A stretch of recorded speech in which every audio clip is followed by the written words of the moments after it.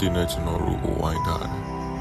သူတို့မတ်တရနေကြပြီကျွန်တော်တို့ကထိုင်နေကြရတယ်သူတို့အေးတွေကဘူးတီတောင်ကိုမသိမ်းခင်မှာမင်းတို့အားလုံးကအာနာသိန်းစစ်တပ်ကိုထောက်ခံခဲ့ကြတယ်ငါတို့ကိုထောက်ပံ့ဖို့မင်းတို့ငါတို့အတွက်လုပ်လို့ရမယ်ဒါငါတို့ရဲ့ဥပဒေပဲ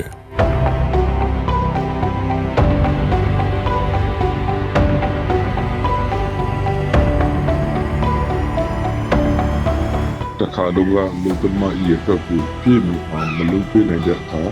အေးစစ်သားတွေကကျွန်တော်ကိုတင်းလက်ချက်မစေချက်ရနေကြတယ်ကျွန်တော်ကိုရနေတဲ့ကူမခံနိုင်တော့လို့ကိုယ်တိုင်ဖြစ်တဲ့မခံရအောင်အကြသူတွေကိုဒီအားနဲ့ချိတ်ထောက်ကြရ